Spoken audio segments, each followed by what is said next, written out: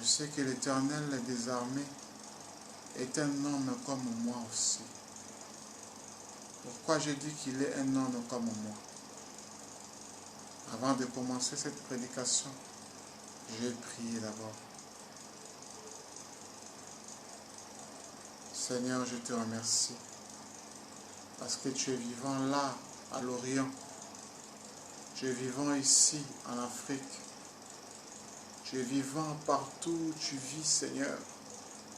C'est là où demeure la bénédiction, Seigneur Jésus-Christ. Il faut je vais interpréter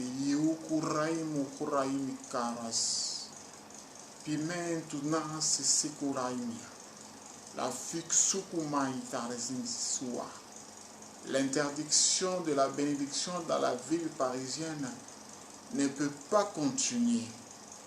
C'est l'Éternel qui parle de ça. La franc-maçonnerie est entrée dans un monde de ténèbres. Et le monde des ténèbres est devenu une exclamation pour les Parisiens, non. Mais c'est devenu une histoire, leur gloire. Et c'est pourquoi l'Éternel va bannir toute exclamation du monde des ténèbres si, à partir d'aujourd'hui, les Parisiens, Parisiennes ne seront plus dans le désordre. Il y aura la bénédiction de l'Éternel des armées, surtout de Jésus-Christ, l'homme de Dieu qui vit en moi. Soyez bénis mes frères qui vivent à l'Orient, Occident, même en Afrique. Que Dieu de gloire puisse être dans votre vie toutefois que vous faites l'adoration, la vraie adoration et non la fausse. Que Dieu vous bénisse. Je vois des images qui se montrent de jour en jour à Paris, à Lyon, à l'Occident, même aux États-Unis, même là où sont assis les hommes impunis qui ont fait de la malédiction de la ville sainte parisienne, qui ont voulu que l'Italie soit attaquée. Ils ont pris des matières premières, ils ont eu même des dons premiers pour qu'ils puissent entrer dans le monde des ténèbres et reprendre ce qui est appelé le coronavirus. C'est pourquoi aujourd'hui je vais parler de la maladie qui attaque les hommes de Dieu, coronavirus.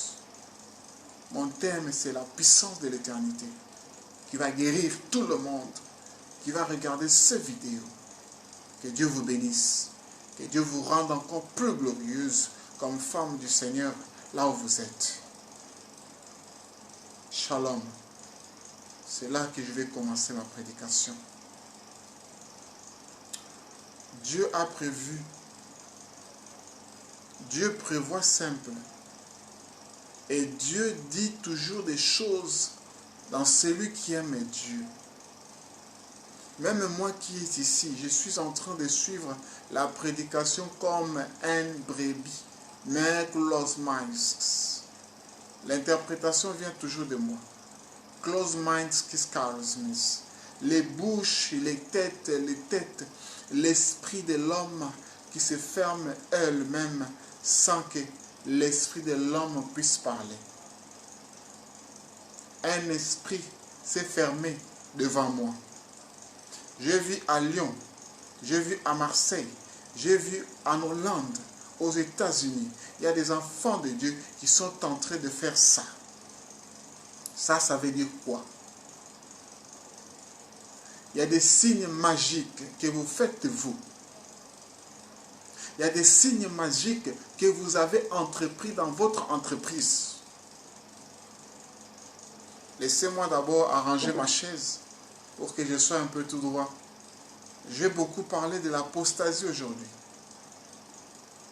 Les Écritures saintes nous disent que un homme de Dieu doit être plein de la puissance de l'éternité. Mais vous avez l'apostasie dans votre esprit. Vous avez été anéanti à des fois par des faux esprits. Vous avez été inclus dans un monde que l'Éternel ne connaît même pas. Mais il a ordonné aux esprits malins de vous suivre. Et vous croyez que vous êtes entré dans ce monde-là vous-même. Malheur à vous. Malheur à vous qui dès le matin est derrière la boisson. Vous C'est écrit. Malheur à vous qui dès le matin est d'arriver au rasmas. Et derrière la boisson. Et si vous cherchez ce verset, vous le rencontrerez. Je ne parlerai que des liqueurs de vin qui est dans Ésaïe 5, verset 22. Essayons un peu de lire, non, mais nous allons chercher tous les deux. Nous allons lire.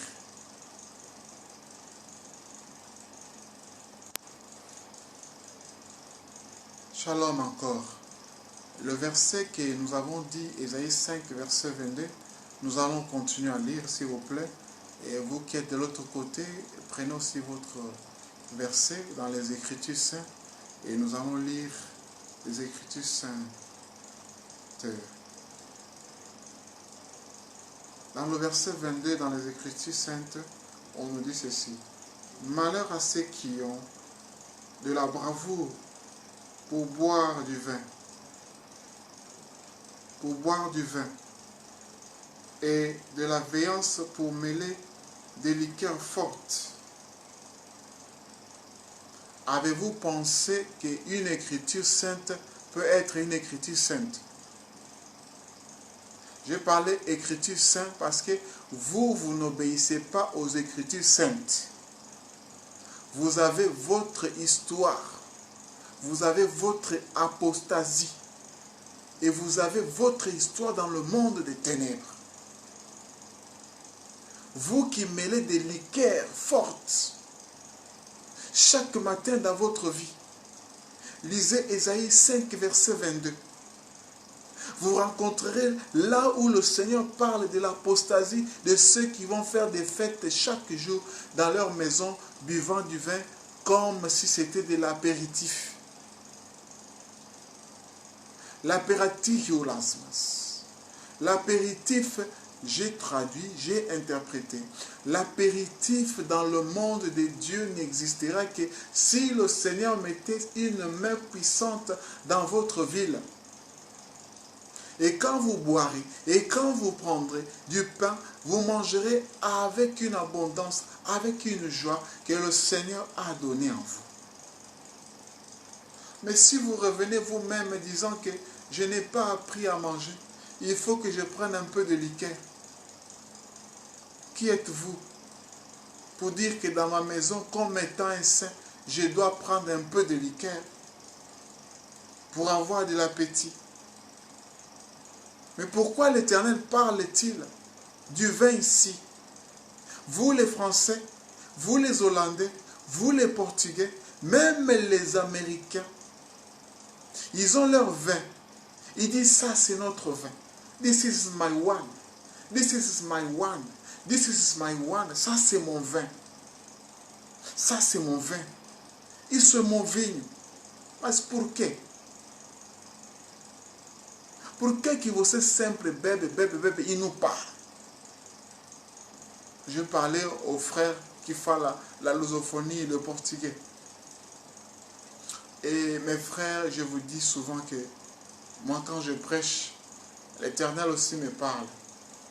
Parce qu'il vit en moi, il veut que j'aille un peu pressé, non, mais rapidement, non, mais devagar, un pouco devagar, non, mais avec lenteur, pour que je puisse aussi respirer une puissance que lui va mettre en moi, afin que je puisse prêcher comme apôtre. Apôtre. Et pour heureusement, il Carlos Nice. Qui croit que l'apôtre Paul avait parlé du vin. Ils ont pris ce verset-là, ils ont commencé à dire que Timothée, mon fils, bois un peu de vin. Et ils sont devenus des vrais liqueurs, des vrais mêleurs de vin dans leur palais. Dans leur palais où ils sont assis, ils disent que le vin, c'est le vin. Ils disent que la bière, c'est la bière. Ils ont même créé des entreprises pour qu'ils puissent mettre du vin dans leur maison. La fête de la lune. Dieu est cette fête. Je vais chercher la fête de la lune dans Ésaïe 1, verset 14. Et nous allons lire ensemble.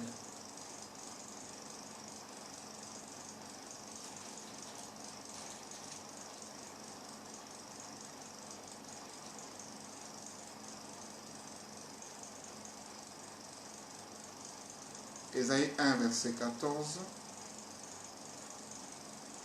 C'est écrit ici, dans Ésaïe 1, verset 14.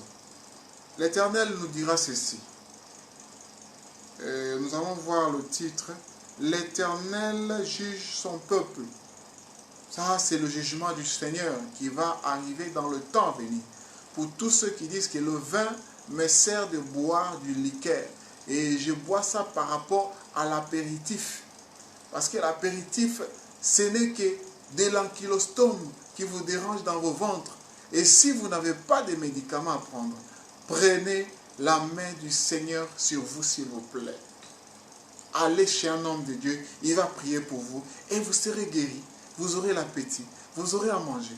Vous burez même du pain. Vous allez boire du pain, comment je vais dire? Vous aurez un pain agréable qui est la parole du Seigneur qui vous guérit de tout. Parce que par ces meurtrissures, il est écrit dans les Saintes Écritures que par les meurtrissures du Seigneur Jésus-Christ, nous sommes guéris. Je vais encore lire 1, 14 Ésaïe.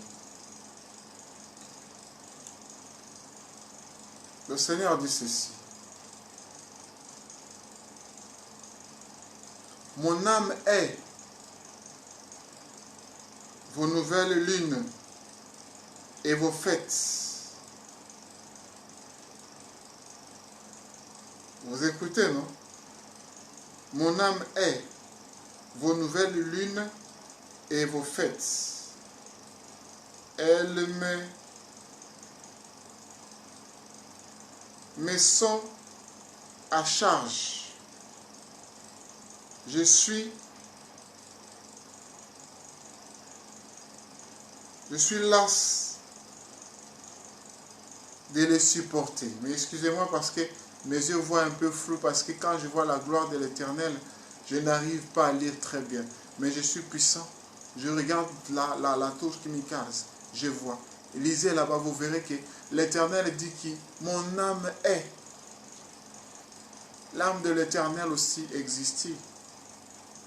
Regardez là-bas, c'est écrit. Mon âme est vos nouvelles lunes et vos fêtes. Elles me sont à charge. Je suis las de les supporter. Si vous continuez dans 15, vous écouterez que l'Éternel même est devenu très dur avec vous. Quand vous étendez vos mains, je détourne de vous mes yeux. Quand vous étendez vos mains, l'Éternel détourne de vous mes yeux, c'est-à-dire ses yeux à lui. Quand vous multipliez les prières, je n'écoute pas. Vos mains sont pleines de sang. Parlons un peu des nouvelles lunes. Les gens, tout le monde veut écouter Noël, Natal, Christmas, Gorbengalas. Les Hollandais disent World Makers Nice. Les Britanniques disent Christmas Gerbormenkers. Et pourquoi nous les Congolais disons-nous que fête à Malam? Mes frères, nous avons lu Ésaïe 1, verset 14. Nous avons lu Ésaïe 5, verset 22. Ça a parlé de vos fêtes et aussi du vin. Ceux qui mêlent du vin pour les faire devenir des liqueurs. Il y a le titre là, je vais vous écrire le titre. Et vous saurez que maintenant je vais parler comme un homme de Dieu puissant. Que l'Éternel m'a fait. Je vais prier pour quelqu'un qui n'a jamais cessé d'injurier les serviteurs de Dieu. Il demande même à un esprit malin d'entrer dans le corps des serviteurs de Dieu lorsqu'ils sont en train de prêcher sur YouTube. Mais celui qui essaiera de faire entrer un esprit malin dans un frère que je connais, il sera anéanti. Et d'abord, je vais le chasser au nom de Jésus-Christ. Les démons ont leur demeure. Le Seigneur a sa demeure ici. Les démons, quand ils entrent dans un corps, ils restent. Et quand vous avez appétit, ils restent. Que vous ayez appétit ou non, ils restent. Ça, c'est la façon des Cap-Verdiens de parler. Que vous ayez appétit ou non. Parce qu'eux, ils aiment manger, boire. Ils boivent beaucoup. Ils boivent beaucoup. Ils disent aux gens que j'ai été enseigné à boire depuis mon enfance. Nous parlons de la nouvelle lune. Lorsque le Seigneur parle, le frère Pierre doit s'écouter. Il y a un enfant qui doit écouter aussi le Seigneur Jésus-Christ, que je suis.